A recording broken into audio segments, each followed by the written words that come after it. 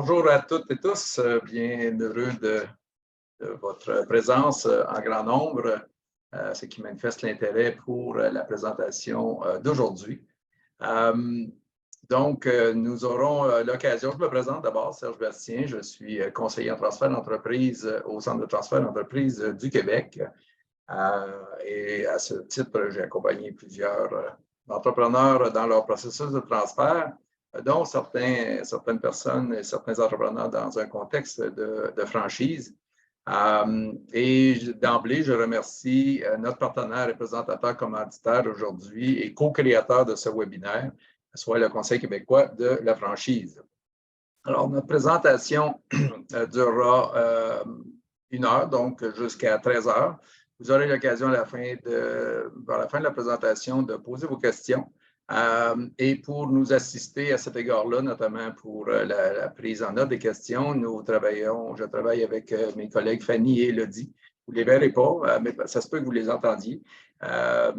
Et en ce qui concerne le fonctionnement comme tel, bien, pour les questions, bien, utilisez la rubrique Q&A pour poser vos questions, mais vous pouvez aussi utiliser la rubrique du chat pour commenter les échanges et nous faire part de vos réactions. Je vous indique que la présentation a été montée et préparée à la propriété du Conseil québécois de la franchise et du CETEC, et à cet égard-là, toute reproduction commerciale ou autre est interdite sans l'autorisation préalable de l'une ou l'autre de nos organisations. Ceci étant dit, on arrive au début du sujet du jour. On va parler aujourd'hui de l'importance des franchises au Québec, et pour nous en parler, on a nos panélistes que je vais vous introduire dans quelques secondes. Ces conférenciers vont nous parler plus particulièrement des étapes et des transferts dans le contexte particulier des franchises, ainsi que les bonnes pratiques à adopter pour faire des transferts fructueux avec les différentes parties impliquées. Nous allons avoir l'occasion de présenter également le Centre de transfert d'entreprise et comment le Centre de transfert d'entreprise et le Conseil québécois de la franchise peut aider autant les franchiseurs que les franchisés que les acheteurs potentiels à faire un succès de leur transfert ou acquisition d'entreprise. Alors, sans plus tarder, j'invite mes collègues panélistes du jour, à savoir Xavier Chambon, qui est le président-directeur général du Conseil québécois de la franchise, et maître Chanel Alpin, qui est avocate et associée du cabinet Alpin Gauthier, avocat et notaire, Inc., et maître Alpin étant spécialisé dans le domaine de la franchise. Et donc, je vous invite, autant Xavier que Chanel, à prendre une petite minute pour vous présenter avant de tomber dans le vif du sujet du jour. Honneur aux dames. OK, merci Xavier. Bonjour tout le monde. Serge m'a déjà bien présenté. Je suis avocate, je ne vole pas de punch, je pense que vous l'avez compris. Je fais du droit de la franchise. J'ai été admise au barreau en 2012 et je travaille dans l'entreprise familiale Alpin Gauthier, avocat et notaire, plus particulièrement avec mon père François, qui pratique également en droit de la franchise, mais lui, depuis 45 ans. Donc, je suis super contente d'être avec vous. Merci Chanel. Écoutez, Xavier Chambon, je suis le président directeur général du Conseil québécois de la franchise. Donc, j'ai été un franchiseur, j'ai été franchisé, donc je connais parfaitement bien le modèle de la franchise. Et puis, je vous expliquerai un petit peu plus tard qui est le Conseil québécois de la franchise. Et je suis ravi que l'on puisse faire ce webinaire ensemble, puisque dans les axes stratégiques du Conseil québécois de la franchise, la reprise et le transfert en franchise font partie effectivement des défis et des enjeux. Et notre rapprochement avec le CTEQ ces derniers temps va nous amener un véritable maillage très intéressant de professionnels à votre service et au service des franchiseurs et des franchisés pour développer ce modèle d'affaires que nous affectionnons particulièrement. Voilà. Merci Serge. Très bien. OK, merci à vous deux. Et avant d'entrer de jeu, je me permettrais de présenter le CETEC avant qu'on revienne au Conseil québécois de la franchise. Pour ceux qui ne nous connaissent pas ou qui n'ont pas eu l'occasion de transiger ou de travailler avec les gens du CETEC, en fait, notre organisme, il s'agit d'une organisation qui est neutre, parce qu'on est soutenu, on est soutenu par le ministère de l'Économie, de l'Innovation et de l'Énergie, ce qui nous permet justement d'accompagner les entrepreneurs, autant les cédants, repreneurs et les gens dans l'écosystème, à travailler, à œuvrer, à faire de bons et de fructueux transferts d'entreprise.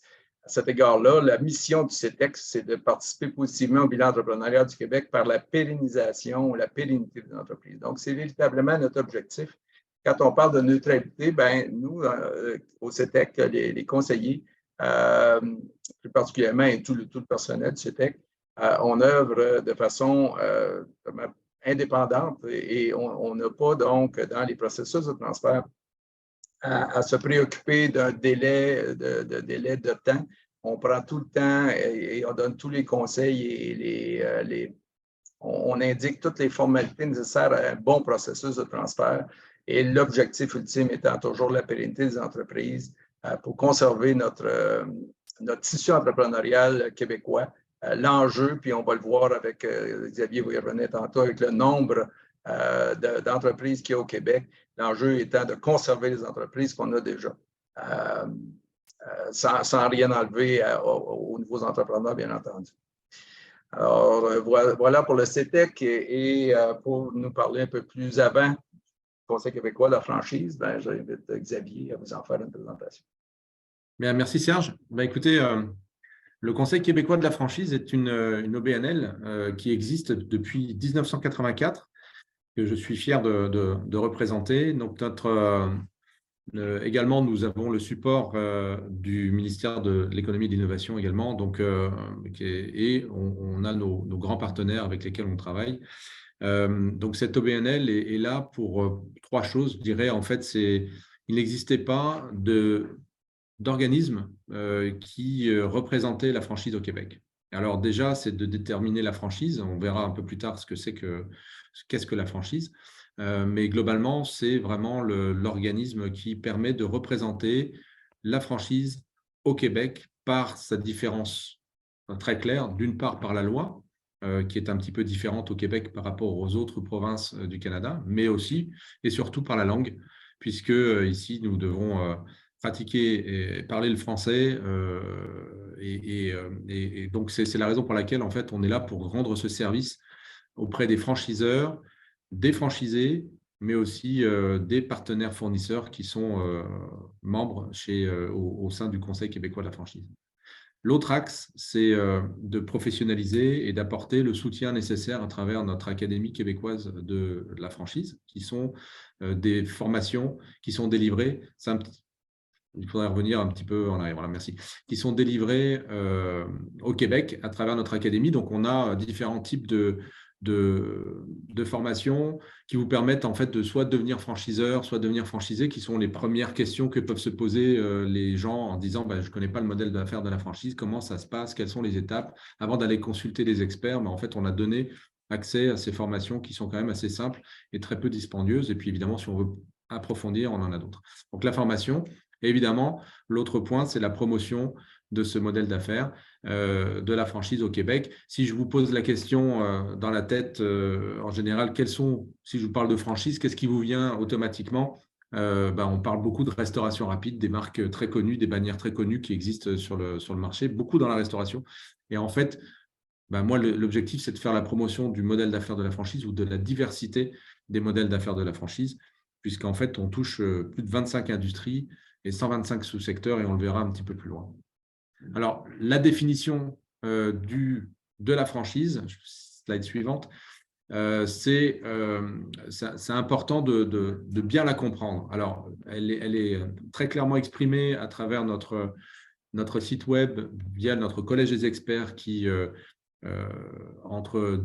5 ou 6 avocats, on a réussi à se mettre d'accord sur une formule qui, et c'est déjà un exploit. Hein. Donc, je pense que c'est un petit clin d'œil à Chanel, mais c'est vrai qu'en général, c'est souvent délicat en fait, de pouvoir donner une véritable définition. Je vous laisse la lire, mais en gros, ce que ça dit, c'est que le lien, il est contractuel entre deux entités qui ont signé un modèle d'affaires en bannière. Donc, c'est un peu ça. C'est deux, au lieu d'avoir un lien hiérarchique, le lien, il est contractuel. Donc, c'est là où vous avez besoin d'être accompagné. On a besoin de se faire accompagner quand on veut se lancer en franchise, si on est franchisé, ou quand on veut se lancer à développer une bannière, quand on veut lancer une bannière en franchise. Donc, c'est vraiment le lien, il est là. Et évidemment, généralement, c'est une marque de commerce qui a fait ses preuves, qui est duplicable. Et donc, le franchisé achète un système qui a fait ses preuves et le franchiseur fait en sorte de le faire évoluer dans le temps et supporter son franchisé. Donc, en gros, c'est un peu ça, cette définition qui permet du coup en fait, de regarder l'ensemble des secteurs d'activité du Conseil québécois de la franchise et puis de la franchise en général. La slide suivante. Voilà, on parle beaucoup plus d'entrepreneuriat encadré. C'est un peu le terme moderne pour définir la franchise. Effectivement, ça vous donne l'impression que quand on est entrepreneur, on est un petit peu seul et puis on a créé en fait son propre modèle et ensuite on le développe en étant un petit peu seul. Quand on veut se lancer en affaires, l'idée de l'entrepreneuriat encadré, ça nous permet de dire j'entreprends, mais je ne suis pas seul. Alors, c'est souvent un profil très particulier. Quand on est trop entrepreneur, on veut réinventer la recette et on va être un petit peu étriqué dans le costume du franchisé. Donc, on ne veut pas forcément rentrer là-dedans. Donc, la franchise, ce n'est pas forcément fait pour tout le monde. Ça, c'est important de vous poser les bonnes questions dès le démarrage. Par contre, ça permet à d'autres de se dire, moi, je me concentre uniquement dans la gestion des opérations dans mon territoire et je laisse le franchiseur gérer d'autres affaires qui peuvent être les achats, qui peuvent être le service à la clientèle, m'envoyer les clients dans mon territoire. Enfin bref, donc c'est ça qui est intéressant, c'est qu'on n'est pas tout seul et on est en réseau. Donc voilà. Donc ensuite, si on peut avancer, voilà. Les différents. En fait, il y a une chose, si je peux me permettre, comme tu viens de dire, Xavier, c'est qu'on a effectivement une autre façon, si on veut, de se partir en affaires ou de croître dans notre développement. Mais moi, ce qui me fascine, puis là, on y vient justement, c'est que, comme tu l'as dit d'emblée, on a souvent, quand on parle de franchise, on a d'emblée la vision des franchises de restauration rapide et quelques-unes qui sont plus connues. Par contre, j'ai été étonné de la vaste gamme, du nombre important de franchises qui existent. Donc, c'est un marché, des secteurs d'activité très, très large, donc qui offre beaucoup d'opportunités, d'occasions d'affaires pour les acheteurs potentiels d'entreprises. Donc, j'aimerais que tu nous en parles plus avant. C'est exactement ça, Serge. Merci de le soulever parce que, en fait, la principale vocation du Conseil québécois de la franchise est de vous montrer la diversité des industries et puis finalement de vous montrer que quelque part, si on enlevait les franchises dans les régions, en fait, on serait un petit peu perdu parce que c'est quelque chose qui se voit beaucoup. Donc, on connaît beaucoup de bannières. Les gens sont reconnus parce qu'ils vont dans telle bannière pour le goût, pour la standardisation, pour différentes choses. Donc, c'est quelque chose qui fait partie du paysage du Québec et de nos régions. Alors, regardez le nombre de franchiseurs en opération au Québec. Il y en avait 305 en 2011. Et on a fait cette étude très récemment, on l'a remis à jour en 2022. Il y en a 594. Donc, ça veut dire que dans les 594, vous le verrez, il n'y a pas que des restaurants. Un franchiseur peut avoir plusieurs bannières. Donc, c'est le chiffre du dessous. Donc, on est à 391 bannières pour 305 franchiseurs en 2011. Et puis là, on est à 748 bannières pour 594 franchiseurs. Donc, il peut y avoir plusieurs bannières dans une seule franchise. Ça génère de l'emploi, 325 000 emplois. Et puis, c'est un chiffre d'affaires qui est extrêmement imposant et important, puisqu'on est à 80 milliards de dollars de chiffre d'affaires. Donc, ce sont des retombées économiques qui sont précieuses pour le Québec. Donc, quelque part, ça aussi, c'est souvent des idées reçues que de dire la franchise, c'est souvent des gros Américains qui arrivent ici puis qui font travailler le Québécois, puis ça part la redevance part aux États-Unis. Ce n'est pas le cas parce que le gros bout du bâton, il est quand même à celui qui a investi, qui fait travailler localement ses entrepreneurs en région, qui fait partie. Donc, le chiffre d'affaires là, c'est uniquement les ventes, mais de façon très indirecte, ça fait quand même travailler toute une économie locale qui n'est pas négligeable. Sur la slide suivante. Voilà, je vous parlais des 25 industries et 125 sous-secteurs. Là, ce n'est qu'une seule une petite idée, mais regardez, on a la restauration, l'automobile, l'alimentation, la vente au détail, les soins de santé, les constructions, les loisirs. Donc, les pharmacies, par exemple, c'est de la franchise. Les épiceries, pour certains, ce sont de la franchise. Alors, attention, parce que ces réseaux peuvent être mixtes. Il peut y avoir à la fois des succursales, mais aussi des franchises.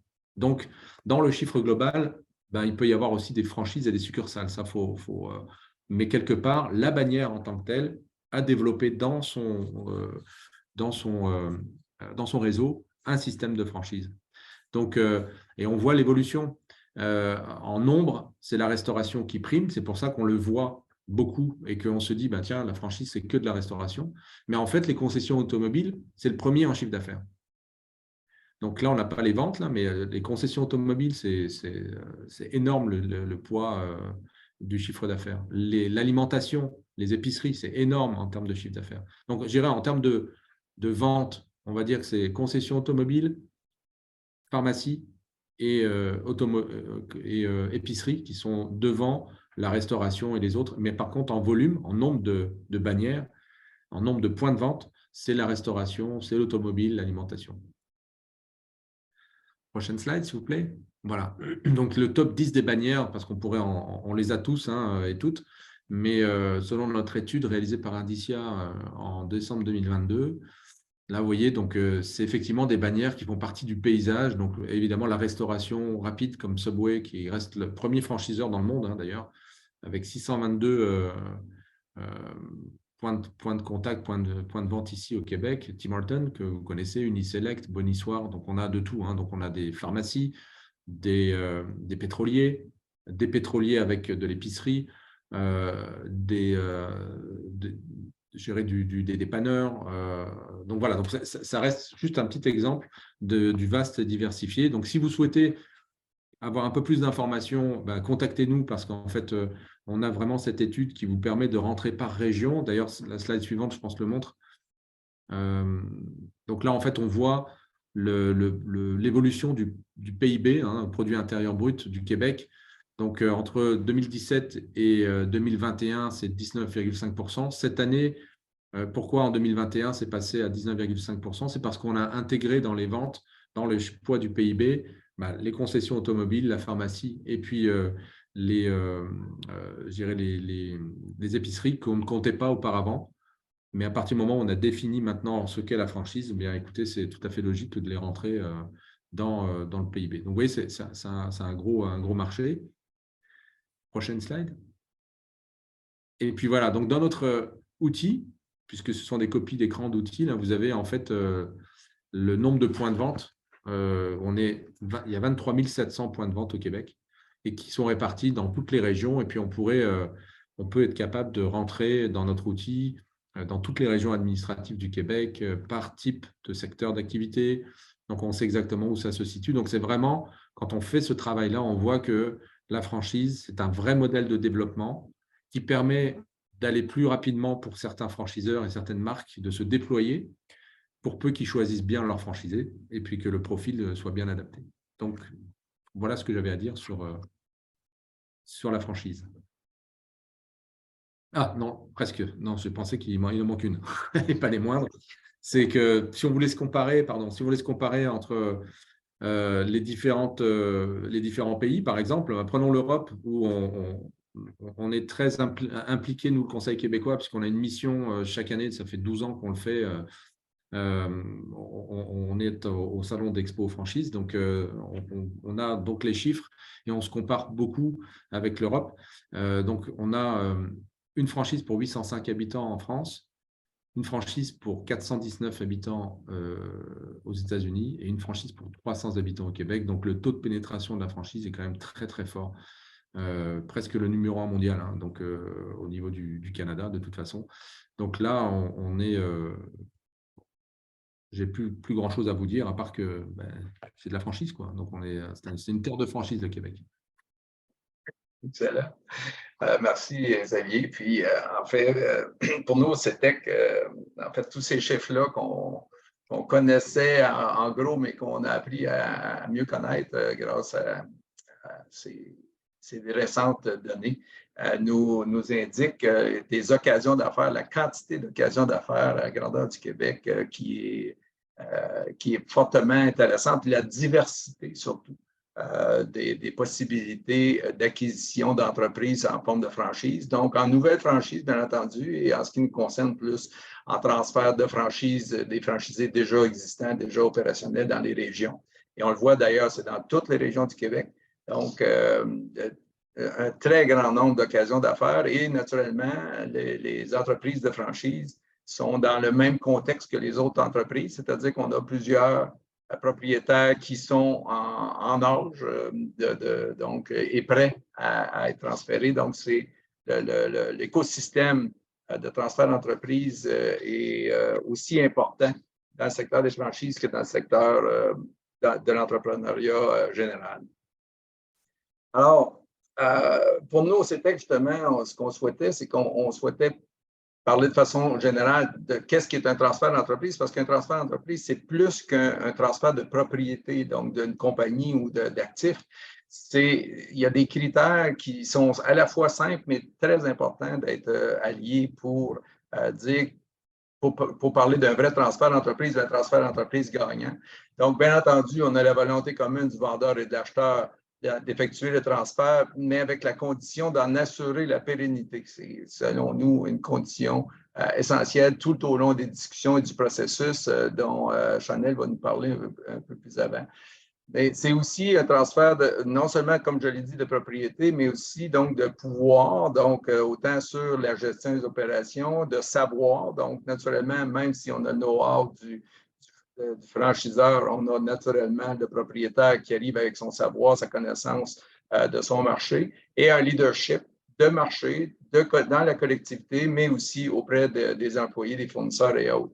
Et ce transfert-là, quand il est bien fait, il procure justement les meilleures chances de succès pour la viabilité et le développement de l'entreprise. Il n'y a pas de garantie en entreprise, mais on vient se donner les meilleures chances de succès à cet égard-là. Et finalement, un bon transfert tient compte effectivement de l'histoire de l'entreprise et des orientations optimales de création d'une valeur économique, sociale, financière, fiscale et managériale. Et c'est là-dessus qu'on va développer un peu plus avant maintenant en demandant à Maître Chanel de nous parler de ces enjeux de transfert d'entreprise que je viens de présenter qui sont de façon plus générale, mais quels sont les enjeux et les bonnes pratiques en termes de transfert dans le contexte particulier des franchises. Donc, Maître Chanel, je vous laisse la parole. Alors, merci beaucoup. Donc, c'est pas quelque chose que j'ai sorti d'un chapeau, c'est vraiment le comité transfert en franchise du CQF qui a réfléchi, a fait beaucoup de back and forth et a conclu que si les franchiseurs et les franchisés mettent en place ces points-là qu'on considère des bonnes pratiques, on pense que le transfert en franchise va se faire de façon adéquate. Alors, le premier s'adresse aux franchiseurs et aux franchisés. On pense que les franchiseurs et les franchisés devraient communiquer de façon proactive en amont et se préparer à un éventuel transfert. Nous pensons même que le sujet du transfert devrait être discuté avant même de signer la convention de franchise. Donc, un franchiseur bienveillant pourrait ouvrir la discussion avec le franchisé potentiel et dire, écoute, j'aimerais de façon transparente, te parler qu'est-ce qui arrive si jamais cette franchise-là, pour X, Y raison, un déménagement par exemple, un changement de carrière, qu'est-ce qui arrive si jamais tu veux t'en débarrasser, la vendre? Voici les règles du jeu. On va te demander telle chose, on va te demander de ne pas faire telle chose et voici ce que tu pourras récupérer. Un franchiseur pourrait amorcer la discussion avant de faire signer son franchisé potentiel et le franchisé potentiel, ça ferait partie aussi de la liste d'épicerie des choses à poser comme question avant de décider de devenir franchisé. Non seulement on pose la question, c'est quoi les redevances, c'est quoi le site que vous me proposez, comment ça fonctionne chez vous, quelle sera la formation que j'aurai, mais en plus, ça ferait partie des choses importantes à discuter. Parlez-moi de si jamais je veux transférer ma franchise. Deuxièmement, ce conseil est aux franchiseurs. On pense que les franchiseurs auraient avantage à donner des formations et de l'accompagnement afin de sensibiliser et soutenir les franchisés qui auront à faire un transfert éventuellement. Alors, lorsqu'on devient franchisé, le franchiseur va donner une formation qu'on appelle la formation initiale. Donc, c'est vraiment, les franchiseurs agissent comme des coachs. C'est eux qui savent comment opérer cette business-là et ils donnent accès aux franchisés à leur savoir pour que le franchisé, à son tour, puisse opérer en conformité avec les standards du réseau. On pense qu'au-delà de la formation initiale, il y a de la formation continue tout au long de la relation franchiseur-franchisé. On pense que de parler de transfert à quelques reprises durant cette durée initiale, qui normalement est de 10 ans, ça serait une bonne idée. Ça serait une bonne idée parce que les règles du jeu peuvent évoluer aussi au fur et à mesure des années. Peut-être qu'un franchiseur va avoir développé une façon de faire pour optimiser les ventes de ses franchisés, puis peut-être que ça pourrait faire l'objet d'une formation durant la durée initiale. Un franchiseur aussi, je suis encore sur ce point-là, mais j'en rajoute, un franchiseur aussi, je pense que pour la valorisation de sa propre business, je ne sais pas si j'ai des franchiseurs dans la salle, ça serait stratégique de regarder les franchises actuelles, sont rendues à combien de durée, et de voir quel sera le mouvement dans le réseau et de le prévoir pour s'assurer de la pérennité du réseau. Ensuite, les franchiseurs devraient se doter de règles claires. Alors, en ce moment, ce qu'on voit, et traditionnellement, ce qui a toujours été vu dans la convention de franchise, c'est de dire le franchiseur va décider de ça va être qui la prochaine personne. Tu ne peux pas juste vendre quand tu es un franchisé ta franchise à n'importe qui va te donner un chèque. C'est non. Parce que faire partie d'un réseau de franchise, c'est faire partie d'une communauté. Il faut avoir les valeurs, il faut avoir les qualités requises pour opérer une franchise. Alors, le franchiseur qui est diligent ne va pas prendre n'importe quel franchisé. Xavier en a parlé plus tôt. Le succès d'un réseau passe souvent par la force de ses franchisés. Alors, le franchiseur va mettre dans la convention, c'est sûr qu'il y a un droit de regard sur la personne qui va devenir le nouveau franchisé, celui qui va acquérir la franchise. Mais habituellement, il y a d'autres règles qui ne sont pas écrites et qui sont peut-être pas si claires. Alors, on pense que ça serait intéressant que le franchiseur mette sur papier ces règles. Il peut les mettre dans le manuel des opérations. Pourquoi je dis ça? Parce qu'on ne veut pas habituellement mettre des choses qui auront tendance à évoluer dans la convention de franchise, qui est plutôt statique. Alors, ça peut être mis dans le manuel, ça peut être des instructions au fur et à mesure, mais de vraiment mettre par écrit les règles. Les franchiseurs devraient se doter d'un plan de relève pour les franchisés de leur réseau. J'en ai parlé un petit peu plus tôt. Le plan de relève verrait c'est quand que les mouvements s'en viennent, mais aussi le plan de relève toucherait à tous les points qui ont été abordés par Serge un petit peu plus tôt. On parle de beaucoup plus que juste « Ah, quelqu'un a envie de vendre, parfait, où est-ce qu'on l'affiche? » Ça touche à du juridique, du fiscal, de l'humain, comptable, etc., financier. Ensuite, les franchisés, maintenant, ce point-là est plus pour les franchisés, doivent préparer leur transfert éventuel, notamment en matière juridique, fiscale, humain, financier. Le franchisé a avantage à consulter son propre franchiseur. Donc, c'est quelque chose qui se mijote une décision de transférer. Puis, on pense que le franchisé doit d'abord commencer par faire sa propre préparation et après, rapidement, parler à son franchiseur, oui. Mais il y a une étape. La première, c'est vraiment le franchisé et sa préparation. Donc, ça, c'est ce que le comité transfert en franchise du CQF propose comme bonne pratique. On peut changer de slide. Ben, merci pour ça. Et je me permets d'intervenir parce qu'au CETEC, dans le fond, on voit que d'une part, on a des éléments que M. Alpin vient de mentionner qui sont qu'on retrouve dans tout type d'entreprise. Et c'est une des raisons d'être, notamment du CETEC, c'est qu'en général, les entrepreneurs très occupés, préoccupés par leur entreprise, le développement, le quotidien, etc., se préoccupent pas ou pas suffisamment de la préparation du transfert. Puis, effectivement, tout entrepreneur confondu, on dit vous devriez toujours être en processus de réflexion en vue de votre transfert. Ne serait-ce qu'un exemple bien pratique, puis il vous arrive un accident demain matin, qu'est-ce qui arrive? Qu'est-ce qui arrive? Est-ce que votre entreprise est autonome, les employés, etc.?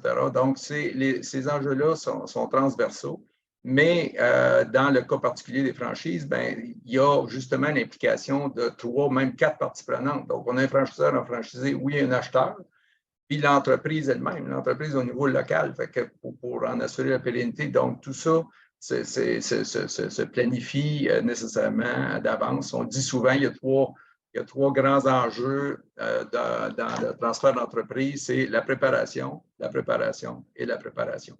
Alors, ça touche à plusieurs aspects, comme on vient de le voir. Ce qu'on soumet au CETEC, c'est quand on parle de reprenariat au Centre général, quand on parle d'entreprise, de transfert d'entreprise de franchise, on parle de reprenariat encadré. Pourquoi? Parce qu'on arrive effectivement avec un modèle d'affaires qui est basé sur une pratique d'affaires qui est éprouvée. Donc, ce n'est pas une entreprise isolée dans un quartier ou un coin de la province, mais bien et bien un réseau d'entreprises qui bénéficient d'organisations qui sont adaptées aux réalités du marché, donc le franchiseur s'assure justement qu'on a une bonne pénétration partout. La différence qu'il y a souvent, c'est justement la formation initiale et la formation continue qui font en sorte qu'on maintient des standards. Le franchiseur tient à établir des hauts standards de qualité de produits et de services, ce qui assure par le fait même la pérennité, les meilleures garanties de pérennité de l'entreprise. Le franchiseur a souvent aussi une connaissance d'un réseau de soutien à du financement externe, comme un réseau au niveau bancaire ou des institutions, mais aussi interne parce qu'on va voir dans beaucoup de franchises qu'un franchiseur va participer au financement, soutenir le financement du transfert et des opérations. Et enfin, et ce n'est pas négligeable dans un contexte de pénurie de main-d'œuvre. On ne s'étendra pas sur le sujet, vous en savez autant que moi là-dessus. Mais le franchiseur offre un bon support au niveau de l'encadrement, du développement des ressources humaines basées sur les meilleures pratiques d'affaires. Et à ce niveau-là, justement, l'enjeu des conditions de transfert par le franchisé qui va transférer à son acheteur va aussi être un élément essentiel au succès du transfert. Mais de façon pratique, donc au-delà de ce cadre général-là que je viens de mentionner, je reviendrai à Chanel là, sur de manière pratique, si on regarde le contexte particulier des franchises, si on se fait une ligne de temps et les conditions qui font en sorte qu'on va réaliser un bon transfert avec les meilleurs succès possibles, je vous laisserai développer sur cet axe-là. Merci, Serge. Et avant d'entamer la ligne du temps, je voudrais donner un exemple par rapport au reprenariat encadré, qui est le transfert de franchise. Mon père m'a souvent dit que embarquer dans un réseau de franchise avec un nouvel emplacement, c'est intéressant, il y a beaucoup de potentiel. Mais on se base sur justement du potentiel. C'est les gens un petit peu plus conservateurs qui vont vouloir acheter une franchise déjà existante parce qu'ils vont vouloir voir des vrais chiffres, pas des pro-formats que le franchiseur va nous donner avec écrit en rouge « Organise-toi avec tes troubles », c'est pas garanti. Puis c'est correct, là, j'ai des clients franchiseurs, puis on fait ça nous aussi, c'est la vie. Mais les gens conservateurs vont vouloir, ceux qui ont peut-être moins de tolérance au risque, acheter une franchise existante. Et là, c'est encore plus conservateur qu'acheter une entreprise qui existe déjà parce que c'est acheter une franchise existante. Donc, en plus, c'est un coach qui est le franchiseur.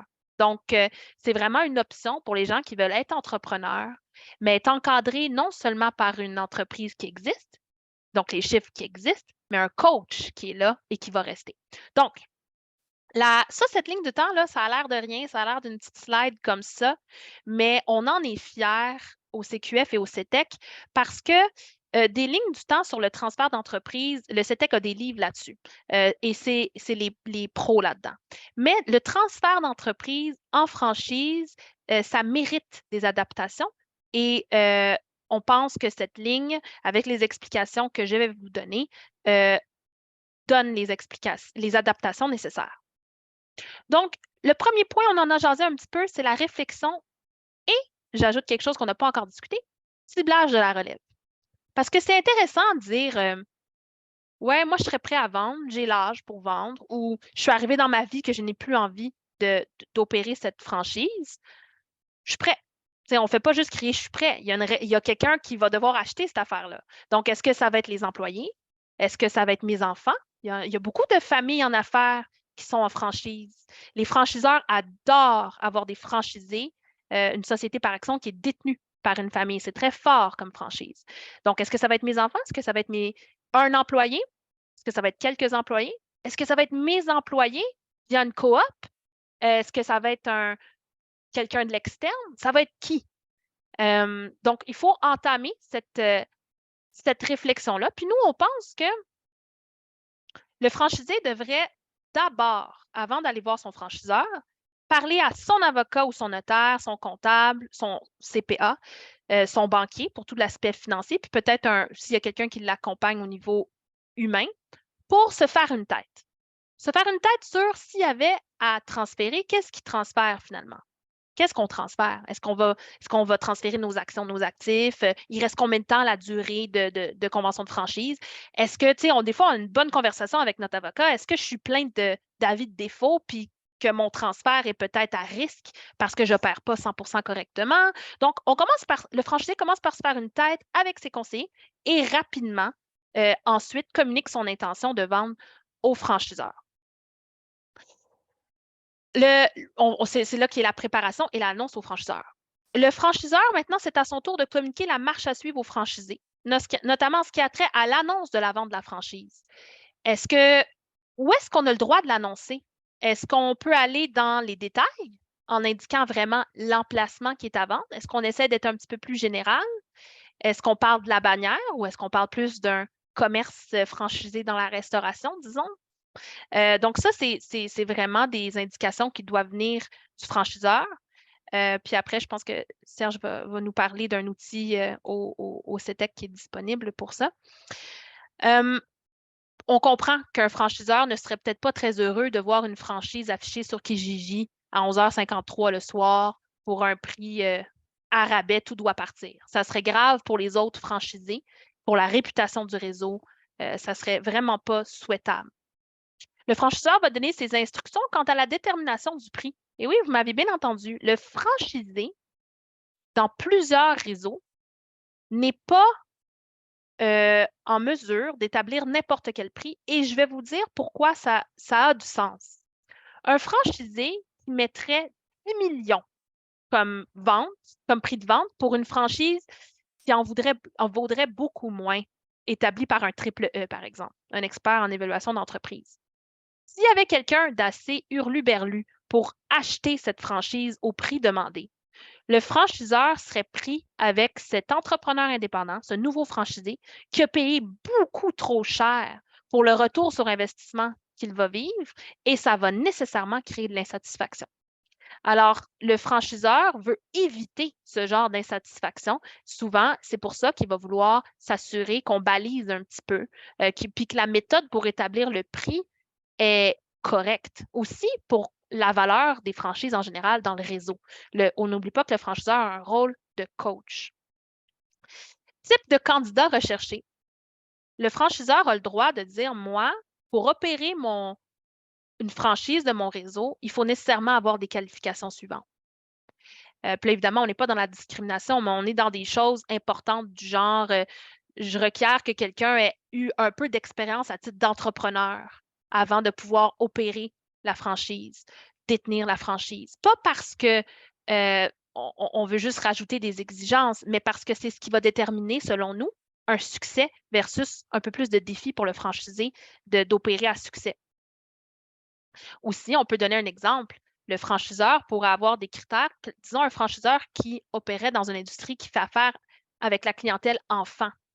Le franchiseur pourrait, et à juste titre, avoir des obligations, des exigences en matière de background check, de vérification de plumitif pour quelqu'un qui n'a pas eu des problèmes au niveau criminel, si on fait affaire avec les enfants, par exemple. Comment soumettre la candidature? Peut-être que le franchiseur va expliquer, voici, si tu as des candidatures, tu dois parler à telle personne qui va faire des tests psychométriques ou qui va évaluer le tout avec toi. Il faut savoir aussi comment soumettre. Puis le franchiseur va expliquer, écoute, moi, peu importe qu'est-ce que tu vends à ce franchisé-là, moi, je vais avoir X nombre d'heures de formation que je vais vouloir lui donner, par exemple, à propos de telle chose. Donc, c'est vraiment le franchiseur qui va donner la marche à suivre. Ensuite, une fois que le franchisé a reçu tout ça comme instruction, il est temps qu'il entame le processus contractuel de la vente. Et ça, encore une fois, c'est qui les pros de ça? C'est le CETEC.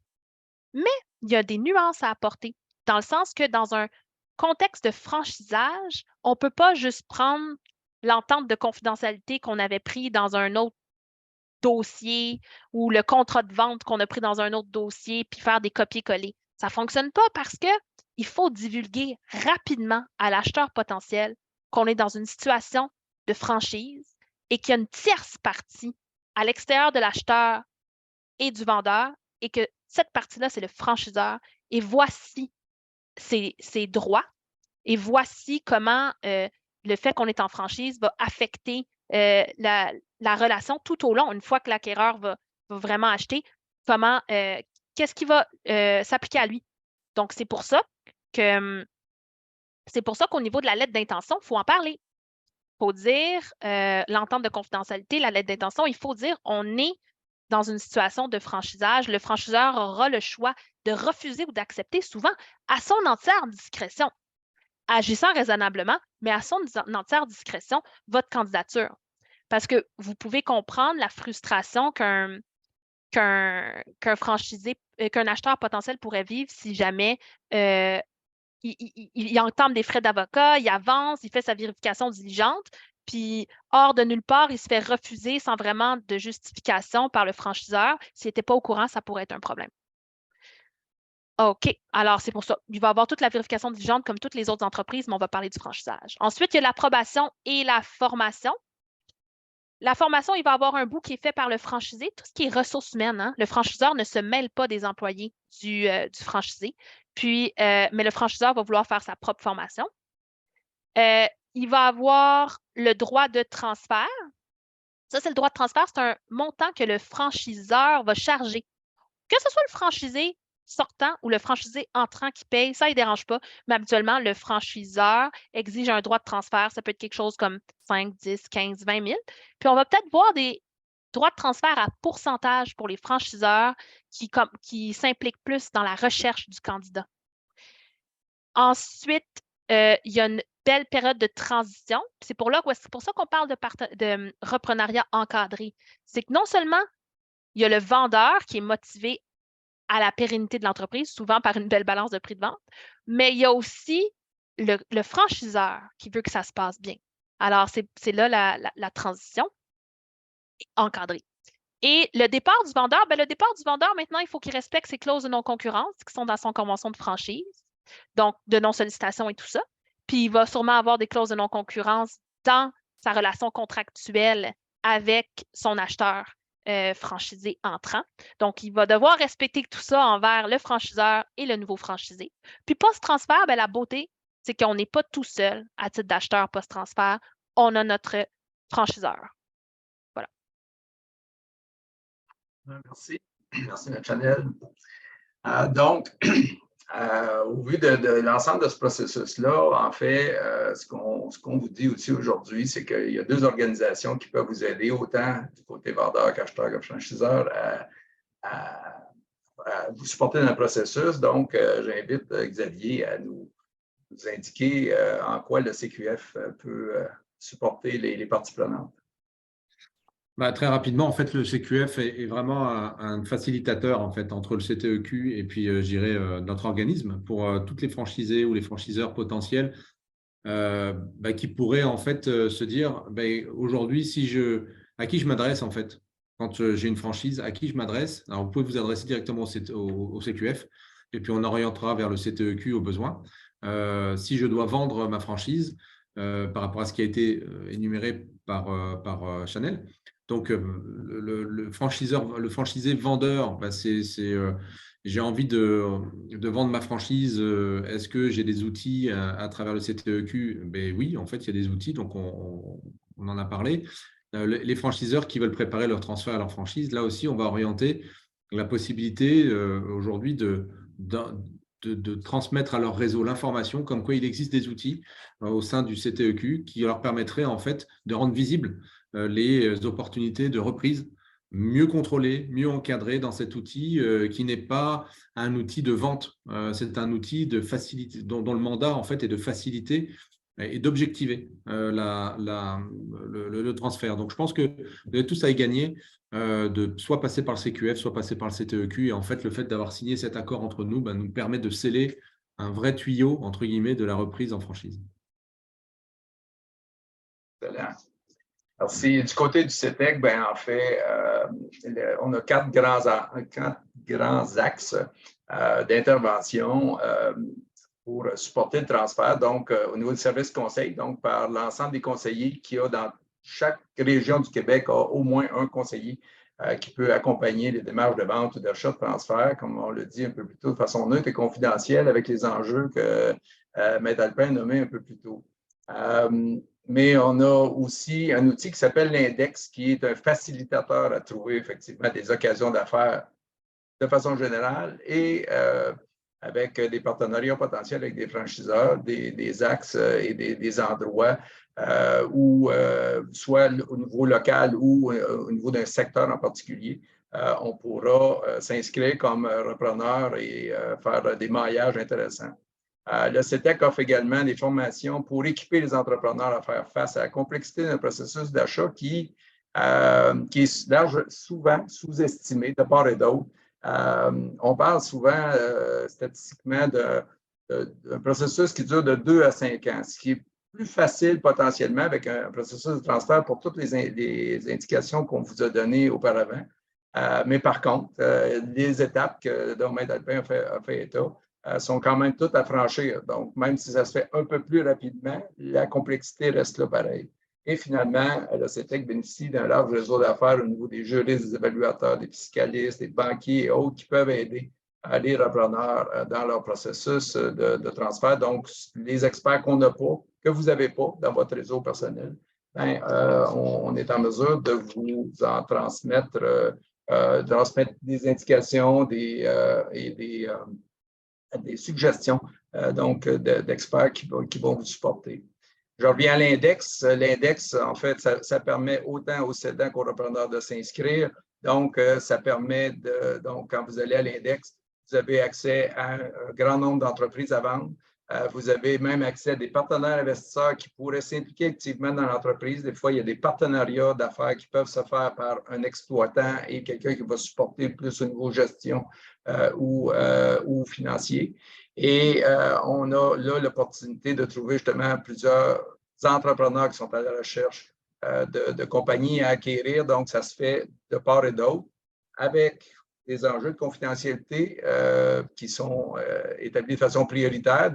Dans certains cas, c'est fait de façon assez large et dans certains cas, c'est fait de façon assez structurée et on fait en sorte qu'on ait des conditions nécessaires qui vont satisfaire à la fois le franchiseur, franchisé et le repreneur dans le respect des confidentialités en question.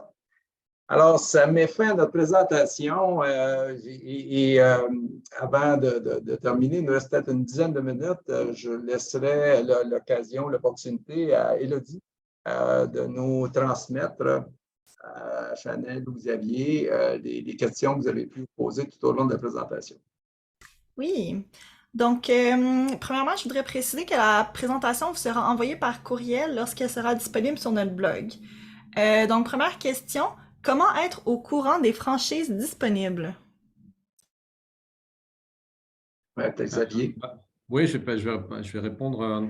Écoutez, il y a plusieurs façons. Il existe plusieurs outils aujourd'hui qui présentent les différents types de franchises. On a effectivement le magazine de la franchise qui est publié chaque année, en fait, et puis qui est disponible aussi en web. Donc, c'est Franchise Magazine, donc Québec Franchise. Vous avez des sites web comme Occasion d'affaires ou Occasion Franchise. Vous avez acquisition.biz. Voilà, je nomme un peu les gens qui parlent de la franchise. Et puis, vous avez dans la section membres du site du cqf.ca l'ensemble, alors un panel représentatif quand même des membres qui sont au sein du Conseil québécois de la franchise. C'est accessible avec les contacts. Et donc, vous pourrez déjà, d'ores et déjà, ceux qui sont membres, ce sont ceux qui ont embrassé la charte du Conseil québécois de la franchise et puis qui sont considérés comme étant des franchiseurs qui ont envie de s'impliquer dans la franchise, etc. Donc, vous pouvez aussi contacter cette partie-là. Super. Donc, la prochaine question, ce serait peut-être plus pour Chanel. Existe-t-il un document d'information précontractuelle comme en France? Cool. Xavier et moi, on peut répondre, mais ça me fait plaisir de répondre à ça. Donc, il n'en existe pas. En anglais, on fait référence à un Franchise Disclosure Document. Il y a certaines provinces canadiennes qui le requièrent. Aux États-Unis, c'est requis. Au Québec, on n'a pas de législation précise sur la franchise. Par contre, beaucoup de cabinets d'avocats, dont le nôtre, vont vous dire, si vous l'avez, décidez volontairement de l'utiliser au Québec. Pourquoi? Parce que c'est une question d'équité entre les différents franchisés au niveau international et ça enlève l'espèce de débat sur est-ce que le franchiseur aurait dû divulguer telle information, oui ou non. Est-ce que ça veut dire qu'on est zéro protégé au Québec parce qu'on n'a pas ce document-là? Non. On a les règles de notre code civil qui s'appliquent, mais si vous en avez un document ou si le franchiseur en a, pour l'extérieur, demandez-le.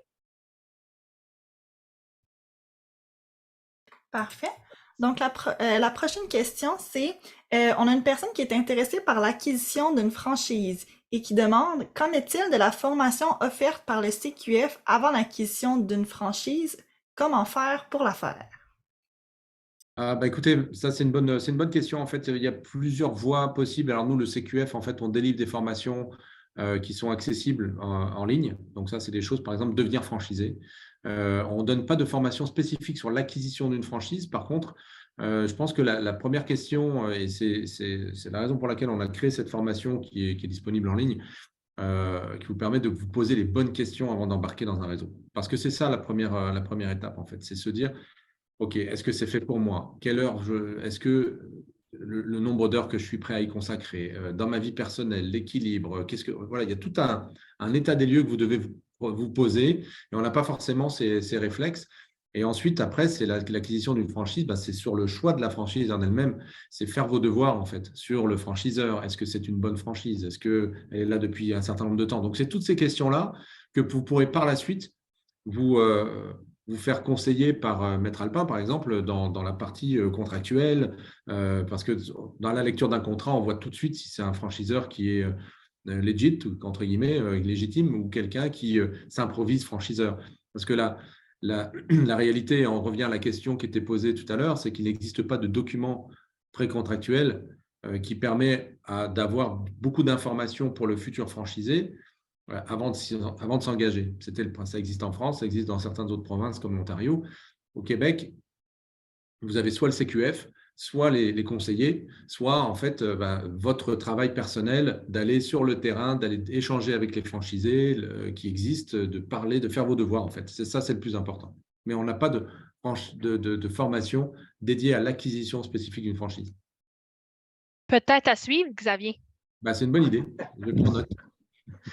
Je me permettrais d'ajouter à cet égard-là l'intérêt de ces formations-là qui semblent être d'ordre général, mais en fait, c'est ce qui permet de faire l'auto-évaluation. Faire son auto-évaluation comme acquéreur potentiel. Et comme le disait Socrate ou Aristote, plus sûr, mais le fameux « connais-toi toi-même », Ben, c'est Ouais. important de bien se connaître, de bien savoir quel type d'entrepreneur, quel type de gestionnaire d'entreprise je suis. Ben, ça aide fortement à orienter les démarches qui vont suivre et justement certains choix d'une entreprise versus une autre, donc d'une franchise versus une autre. C'est des formations qui sont fort intéressantes à suivre, qui est en partie donnée également au CETEC. Ensuite, une personne qui pense acheter une franchise, puis qui se demande, en amont de la signature du contrat, quelle équipe conseillez-vous de réunir? Puis là, il donne des exemples comme un avocat pour l'aspect juridique, etc. OK, si vous voulez, je le prends. Oui. Je dirais un avocat, on aurait pu dire une avocate, hein, mais surtout quelqu'un qui connaît la franchise. Parce qu'au Québec, on est environ 30 000 avocats membres du barreau du Québec et c'est vraiment pas beaucoup qui connaissent la franchise. Donc, s'assurer que c'est dans les domaines de pratique. Un CPA, et encore une fois, pas juste un comptable, ce n'est pas un titre qui est réservé. Donc, s'assurer que c'est un comptable professionnel agréé qui connaît la franchise. Et pourquoi pas justement appeler le Conseil québécois de la franchise pour voir s'ils sont membres. Ça ferait partie un peu de l'équipe. Puis peut-être un banquier aussi. Clairement. L'autre élément que j'ajouterais, c'est dans la planification. Une fois qu'on est plus avancé dans le processus, c'est tout l'aspect justement de la transition au niveau des ressources humaines. Alors, souvent, ça va être un aspect qui va être à additionner donc à l'expertise que le franchiseur va donner, et aussi aux spécificités, soit d'un commerce en particulier ou d'un marché en particulier, qui pourra supporter justement cet aspect-là qui est super important dans le fond. Parce qu'au-delà des meilleurs contrats, meilleurs financements et tout, il n'en reste pas moins qu'une entreprise, c'est d'abord des êtres humains. Et quand on a une bonne formation, une bonne planification à cet égard-là, ben c'est une des cordes majeures au succès à notre arc majeur au succès du transfert. Ouais, puis si je peux me permettre d'ajouter, juste pour une catégorie, on a de plus en plus de demandes d'investisseurs étrangers également qui viennent pour venir en franchise. Donc là, on rajoute une brique supplémentaire qui est le visa. Donc, c'est clair qu'un franchiseur, lui, il ne peut pas opérer, vous ne pouvez pas acheter une franchise, vous n'avez pas votre visa, en fait, hein, sauf si vous êtes un investisseur étranger, auquel cas, mais vous ne serez pas un opérateur. Et puis, donc, ça vous prend quand même aussi un conseiller en immigration, qui soit avocat ou consultante. Donc, ça, c'est important. On en a au CQF, donc on peut vous aider. Ensuite, avez-vous des exemples de franchises qui existent dans le domaine de l'agriculture au Québec? En tout cas, au CQF, on n'en a pas. Donc, ça prend quand même je dirais des certifications particulières pour pouvoir opérer dans le domaine de l'agriculture. Donc, ça n'existe pas. Peut-être ce serait plus du matériel agricole ou de location ou des choses comme ça qui peuvent faire partie, je dirais, du support du métier de l'agriculture. Mais en tant que tel, ça ne me vient pas. Je ne sais pas si Metralpa en a en tête. C'est plus tout ce qui est coop, là, mais je suis en train de regarder dans l'index des franchises du magazine Québec Franchise, puis je regarde par secteur d'activité, puis effectivement, ça ne me dit rien par cœur, puis j'en vois pas non plus. Donc, Non. place à de la franchise dans ce domaine. Merci. On a le temps pour une dernière question. Avant d'acquérir une franchise, quels sont les outils qui nous permettent de vérifier la solvabilité du franchiseur, ses chiffres et l'authentification de ce qu'il nous avance comme chiffres séduisants? Je peux peut-être répondre à ça. Donc, c'est une danse entre le franchiseur qui donne l'information et le franchisé diligent qui pose les bonnes questions. Alors, il faudrait s'assurer de poser par écrit les bonnes questions, à savoir comment ont été établis les chiffres et d'essayer de récolter les réponses également par écrit. Moi, j'irai voir les projections financières remises je les prendrais, puis j'irai voir mon CPA qui va pouvoir peut-être dire, écoute, les revenus sont un peu optimistes, puis les dépenses sont vraiment au minimum, là. Donc, ça serait de poser des questions sur est-ce que je peux avoir des chiffres de d'autres emplacements. Puis au niveau de solvabilité et tout ça, ce que je vous dirais, c'est d'essayer de voir s'il y a des dossiers de cours. Il peut y avoir soit des dossiers en médiation arbitrage, à ce moment-là, c'est privé, mais il peut y avoir aussi des franchisés qui ont fait des recours et qui sont publics. Donc, demandez à l'avocat, est-ce que vous pouvez sortir si le franchiseur se fait poursuivre actuellement ou est en train de poursuivre? Et puis moi, je rajouterais un point quand même dans le cadre de la reprise d'une franchise, pour avoir fait cet exercice, même à titre personnel et puis même dans des entreprises. L'avantage, c'est que le franchiseur, souvent, il est un élément supplémentaire dans le cadre de la vérification diligente pour valider les revenus. Parce que les revenus, c'est souvent des redevances de marque, en fait. Donc, il y a des obligations. Par exemple, dans la restauration, vous avez le MEV. Donc, on ne peut plus être capable de tricher, entre guillemets, ou d'avoir des éléments qui sont… Donc, au moins, la partie revenu peut être plus facilement, je dirais que c'est beaucoup plus facile avec un franchiseur que si c'était une entreprise particulière. Effectivement, il n'existe pas d'outils qui permettent de publier les chiffres en fait, officiellement. Donc, la déclaration publique de l'information chiffrée n'existe pas, contrairement à d'autres endroits dans le monde. Mais ici, ça ne l'est pas. Donc, on peut valider plus facilement les revenus. Et puis après, les dépenses, ben, en fait, c'est là où il faut vraiment s'attarder parce qu'il y a… par définition, en fait, une optimisation fiscale de nos entrepreneurs qui, en général, ont tendance à tout faire pour ne pas payer le plus d'impôts possible. En tout cas, voilà. Donc, c'est là où vous devez, effectivement, dans la franchise, le seul frais fixe, en fait, souvent, c'est le loyer. Donc, ça, c'est facile à vérifier. Tout le reste, c'est la partie variable, en fait. Donc, que ce soit des redevances de marque, que ce soit les employés, les employeurs, que ce soit des frais après les vidéotrons, les choses. S'il y a un lieu physique, c'est assez facile quand même de rebâtir, et c'est le conseil que vous donnez, Maître Alpin, c'est d'aller voir votre comptable pour valider que, oui, non, ça a l'air de tenir la route. Excellent. C'était effectivement… Oui, il l'a dit. Excuse-moi, j'allais juste dire que c'était la dernière question. Vas-y. Très bien. Alors, oui, c'était la dernière question. Le temps a passé et le nombre de questions, il en reste quelques-unes. Je vous indique que soit M. Chambon, soit Maître Alpin ou nous, de l'équipe du CETEC, nous allons reprendre toutes les questions qui sont restées en suspens et nous allons les publier dans un prochain blog. Donc, vous aurez tous accès comme participants à ces questions-réponses, donc celles qu'on a adressées déjà et celles qui n'ont pas été adressées jusqu'à maintenant. Comme vous venez de le voir, on vous demande de remplir un sondage de satisfaction quant à ce webinaire. Donc, vous recevez tous et chacune ce sondage. Donc, on vous demande, c'est très court, très rapide, de bien vouloir y répondre. Ça nous aide à cibler les sujets et les enjeux des différents webinaires. Et il me reste à remercier donc autant M. Chambon que Maître Alpin pour ces présentations, pour leur intervention. Je crois qu'on sort avec une idée générale et assez précise des principaux enjeux qui sont liés au transfert d'entreprises spécifiques aux franchises. Donc, c'est certainement un plaisir pour un ou l'autre. Vous avez leurs coordonnées à la fin de la présentation, de répondre aux autres questions que vous pourrez vous poser dans un prochain processus. On est là pour ça, y compris au CETEC. Alors, merci donc à Chanel, merci à Xavier. Merci à vous tous de votre participation et au plaisir de se revoir dans un prochain webinaire sur le sujet du transfert d'entreprise. Merci. Au revoir, bonne fin de journée. Merci. Au revoir.